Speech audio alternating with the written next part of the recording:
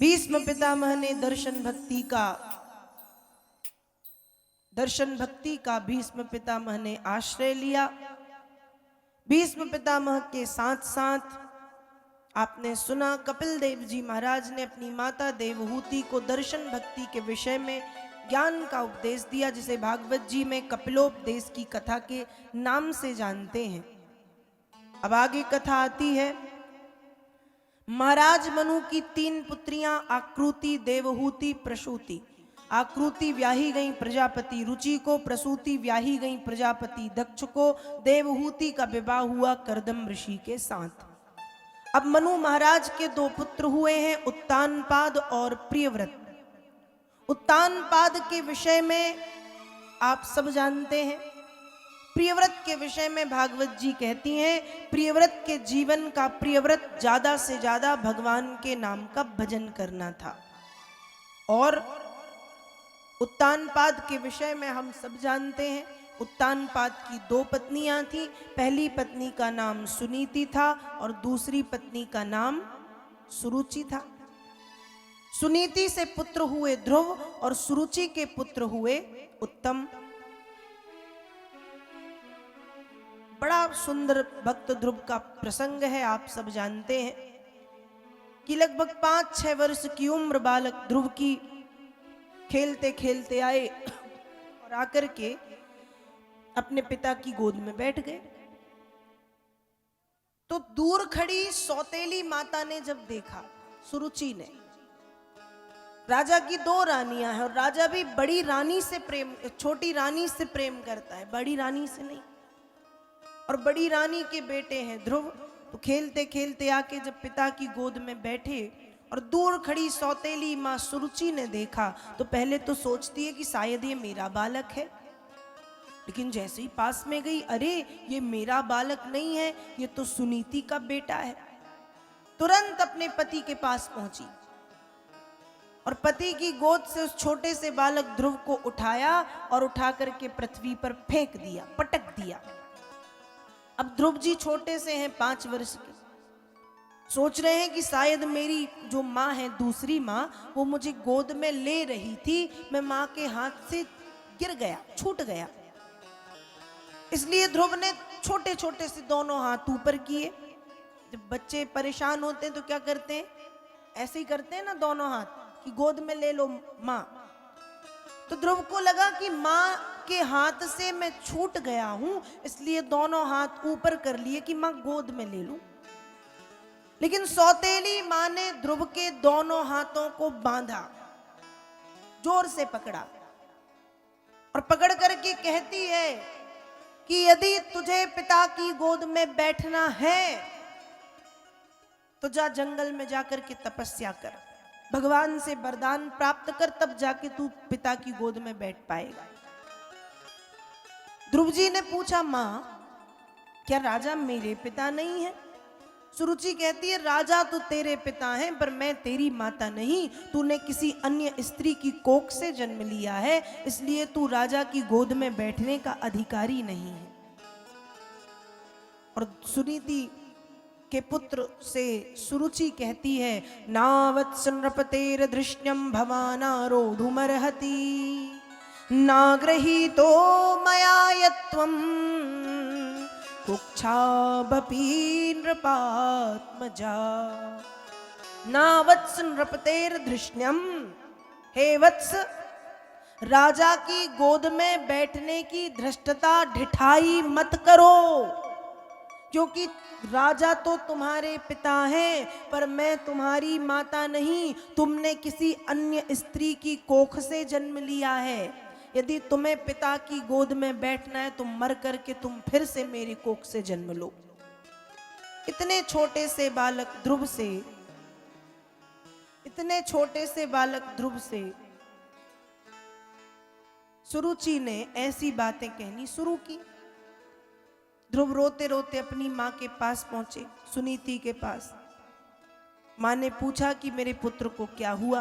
ध्रुव ने सारी बात बताई कि पिता की गोद में बैठा था, सौतेली माँ ने आकर के पिता की गोद से उठा के मुझे पृथ्वी पर पटक दिया। और मुझसे कहा है कि यदि पिता की गोद में बैठना है तो जंगल में जाके तपस्या करो। सुनीति ने कहा माँ ने ठीक कहा है। ध्रुव ने कहा मतलब सुनीति कहती है कि ये पिता तो साधारण है, हाड़ मांस का पुतला है, आज है कल मर जाएगा। यदि तुम्हें पिता की गोद में बैठना है तो तुम जगत पिता की गोद में बैठने का प्रयास करो, जो आदि अनंत है, अनंतानंत है, जो एक बार पिता बन गए तो कभी हाथ नहीं छोड़ेंगे, ऐसे पिता को पाओ। तो ध्रुव जी भी पूछ रहे हैं कि माँ वो पिता कहाँ मिलेंगे। सुनीति ने कहा वो पिता तपस्या करने से मिलेंगे, इसलिए जाओ। तमेव वत्साश्रय भृत वत्सलम मुमुक्षुभिर्मृग्य पदाब्ज पद्धतिम अनन्य भावे निज धर्म भाविते मनस्य अवस्थाप्य भजस्व पुरुषम। इसलिए जाओ, उन भगवान को प्राप्त करने का प्रयत्न करो जो दासानुदासों पर भी परम अनुग्रह करते हैं, उनको पाने की कोशिश करो। जाओ। ध्रुव जी चल दिए, और जब ध्रुव जी चल दिए तो ध्रुव जी पहुंचे अब जंगल में। छोटे से हैं, यहाँ नारद जी मिले तो नारद जी ने ध्रुव को देखा तो पूछते हैं कि अरे ध्रुव, अरे बालक, इस घनघोर जंगल में तुम क्या कर रहे हो? क्या तुम्हारे माता पिता, क्या तुम्हारे कोई सगे संबंधी, क्या तुम्हारे रिश्तेदार, क्या तुम्हारे जानने पहचानने वाले कोई इस जंगल में है?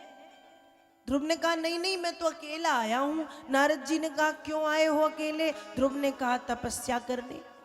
नारद जी हंसने लगे कि बताओ 5 वर्ष का बच्चा तपस्या करेगा?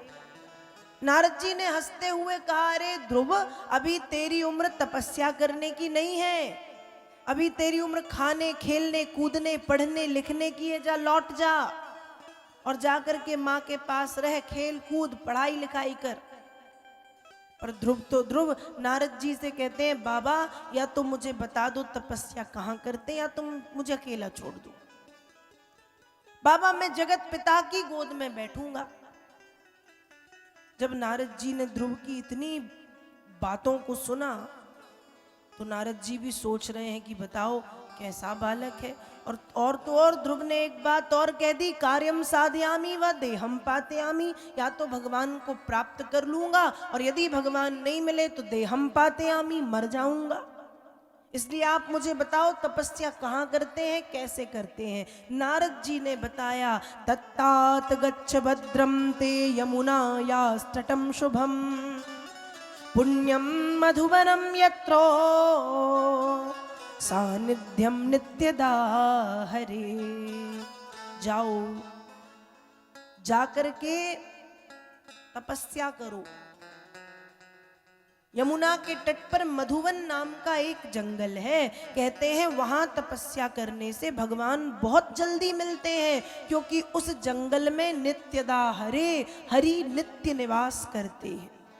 ध्रुव जी ने कहा ठीक है तपस्या तो वहां करूं, लेकिन किस मंत्र का जाप करूं? ध्यान से सुनिएगा। सद शिष्यों को सदगुरु अपने आप मिल जाते हैं, उनको गुरु गली गली ढूंढने की जरूरत नहीं पड़ती। जैसे शिष्य गुरु की तलाश में घूमते हैं, वैसे ही जो गुरु हैं वो सद शिष्य की तलाश में भटकते हैं। और आज सदगुरु नारद जी को सद शिष्य ध्रुव की प्राप्ति हुई है। नारद जी ने कहा मंत्र मैं तुम्हें बताए देता हूं। जप्यस्य परमो गुह्य श्रूयतां मे नृपात्मज यम सप्तरात्रं प्रपठन् पुमान् पश्यति खेचरान्। हे वत्स जाओ, हे पुत्र जाओ, जाकर के मैं तुम्हें जो मंत्र बता रहा हूं इस मंत्र का जाप करना। इस मंत्र का यदि 7 रात्रि जाप कर लिया जाए तो आकाश में विचरण करने वाले शुद्ध पुरुषों का दर्शन होने लगता है, और मंत्र की संख्या को बढ़ा दिया जाए तो भगवान का दर्शन हो जाता है। मंत्र कौन सा? नारद जी बताते हैं ओम नमो भगवते वासुदेवाय, ओम नमो भगवते वासुदेवाय। ओम नमो भगवते वासुदेवाय। ओम नमो भगवते वासुदेवाय। ये मंत्र है, इसको कहते हैं द्वादशाक्षर मंत्र। मैंने कल आपसे कहा था ना कि जब कथा सुनने बैठो तो गुरु मंत्र यदि मिल गया हो तो गुरु मंत्र का जाप करो और कथा सुनो, और यदि गुरु मंत्र नहीं मिला है, गुरु मंत्र नहीं ले पाए हो, तो द्वादशाक्षर मंत्र का जाप करते हुए सभी को कथा सुननी चाहिए। ये कथा श्रवण का नियम है। तो ध्रुव जी ने ओम नमो भगवते वासुदेवाय इस मंत्र को धारण किया और बस इस मंत्र का जाप करते हुए एक वृक्ष के नीचे बैठ गए।